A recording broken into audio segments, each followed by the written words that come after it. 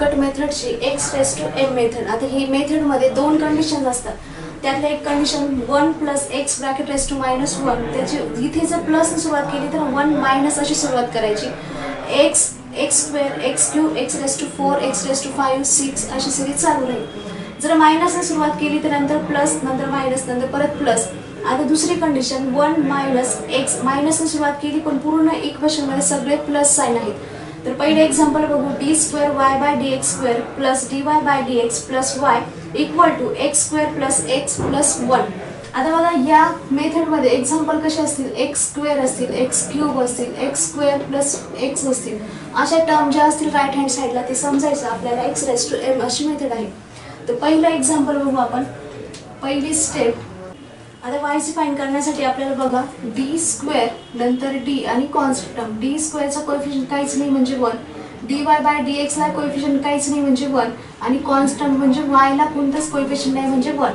आता याचे फॅक्टर्स पाहण्याचे कॅल्सी मध्ये फॅक्टर्स काय येतात बघा. 1 इक्वल टू 1 इक्वल 1. पहिला फॅक्टर आला मायनस 1/2 आणि दुसरा त्यातच शिफ्ट इक्वल करायचे, शिफ्ट इक्वल. त्याच फॅक्टर आला 0.86 आय. नंतर दुसरा फॅक्टर आला परत मायनस 1/2 आणि त्याला शिफ्ट इक्वल करायचे मायनस 0.86 असं फॅक्टर आला. आता हे फॅक्टर्स कसे आहेत, याला रियल अँड इमॅजिनरी असं म्हणायचं. याचा अर्थ इमॅजिनरी आय आणि आय आहे हे इमॅजिनरी आहे आणि ही व्हॅल्यू झाली रियल. रियल म्हणजे काय, फॅक्टर वायचे फाइंड करण्याचा फॉर्म्युला आहे E raise to alpha X ब्रॅकेटमध्ये C1 cos beta X plus C2 sine beta X. Alpha म्हणजे असते कॉन्स्टंट टर्म आणि कॉन्स्टंट टर्म काय आहे, कॉन्स्टंट टर्म दोन्हीकडे एकच व्हॅल्यू आली म्हणजे काय झाली ती 1/2. बीटा म्हणजे असते पॉझिटिव्ह कोएफिशियंट ऑफ आयटम ही पण आहे आणि ही पण आहे पण पॉझिटिव्ह कोएफिशियंट हे आहे म्हणजेच beta equal to positive coefficient of item काय आहे ती 0.86. मग या फॉर्म्युलाने व्हॅल्यू पुट करायच्या. yc equal to e raise to minus 1/2 x C1 cos बीटाच्या जागेवरती 0.86 एक्स प्लस C2 साइन बीटाच्या जागेवर 0.86 एक्स.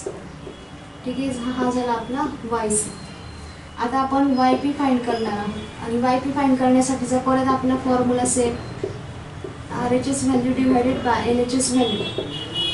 RHS व्हॅल्यू म्हणजे गिवन न्यूमेरिकलची RHS व्हॅल्यू आहे x square plus x plus 1 divided by LHS value म्हणजे D square plus D plus 1. Method मध्ये काय करायचं, जरा वेळ ही व्हॅल्यू फक्त साईडला ठेवायची. उरलं काय 1 divided by D square plus D plus 1. ही जी RHS साईड आहे आपण इथे लिहू X square plus x plus 1. ह्या जे RHS आपण LHS व्हॅल्यू लिहिली याचं जी काय कॉन्स्टंट टर्म असेल ती नेहमी पुढे लिहायची. बघा 1 डिवाइडेड बाय ब्रॅकेटमध्ये 1 plus D square plus D असं टर्म मिळेल. आपल्याला हा 1 आहे, जी काय कॉन्स्टंट टर्म असेल ती इथे 2 असेल तर 2, 3 असेल तर 3, 4 असेल तर 4, जी काय टर्म असेल तिला आपण कॉमन घ्यायचं. आता कॉमन घेतलं तर काय मिळेल बघा 1 ब्रॅकेटच्या बाहेर 1, हा 1 मधून 1 कॉमन घेतला तर इथे 1 उरेल प्लस डी स्क्वेअर मधून 1 कॉमन नाही घेताना मग काय करायचं डिवाइड करायचं. परत डी मधून 1 कॉमन नाही घेत आहेत म्हणजे काय करायचं डिवाइड करायचं आणि आपण बाजूला ठेवली टर्म ॲज इट इज ठेवायची x square plus x plus 1. आता बघा हा दोघांचा कॉमन 1 आहे म्हणून आपण असं लिहू शकतो 1 ब्रॅकेटमध्ये 1 plus D square plus D divide 1. आता या ब्रॅकेटच्या वरती पॉवर काहीच नाही म्हणजे काय आहे +1 आहे.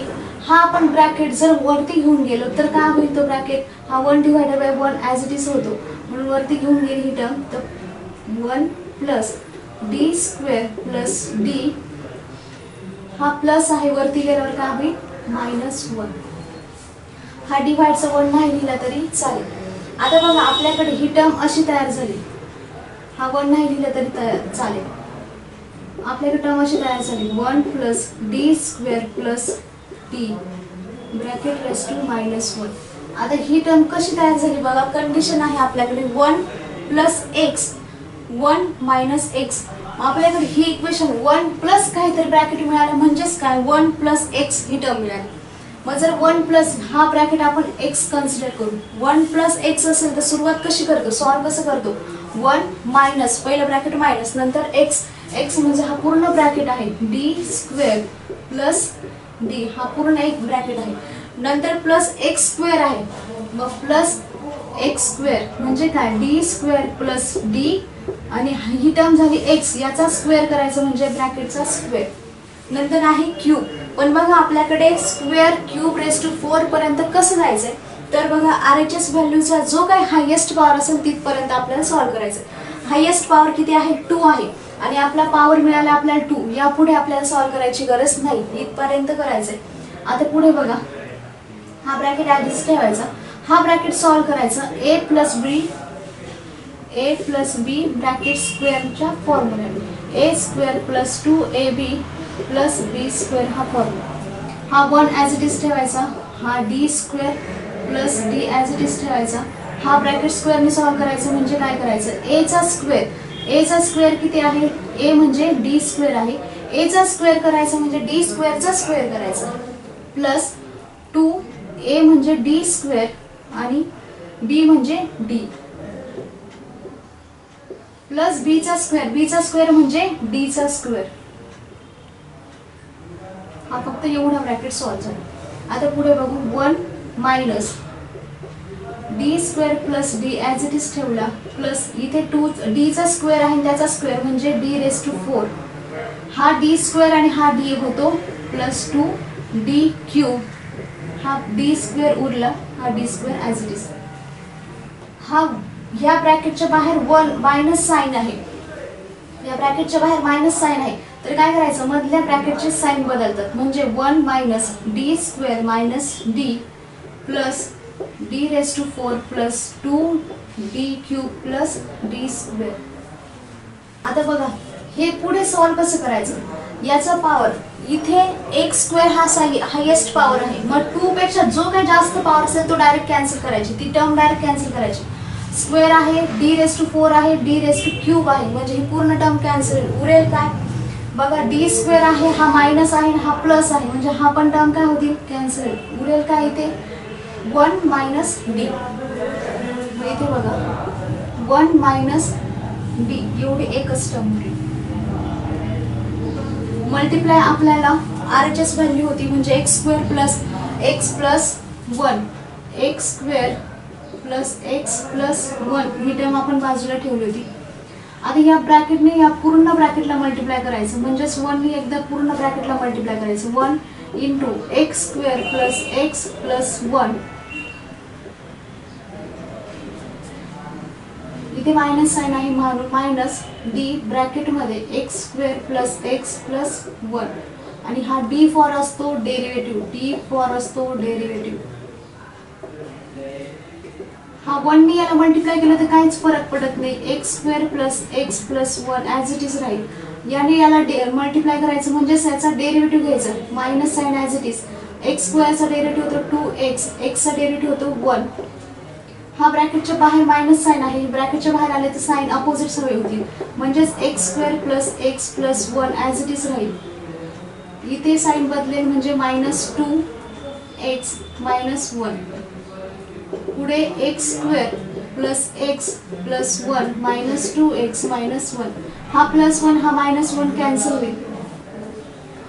इथे बघा x आणि मायनस 2 आहे. x minus 2x equal to minus x होतो म्हणजे काय एक्स स्क्वेअर मायनस एक्स अशी टर्म उरेल. हा झाला आपला y. थर्ड स्टेप मध्ये आपण y फाइंड करतो. y फाइंड करण्यासाठीचा formula yc plus yp. y equal to yc जे आन्सर आले ते पुट करायचं प्लस yp जे आन्सर आले ते पुट करायचं. हे झालं तुमचं रिक्वायर्ड आन्सर. ओके.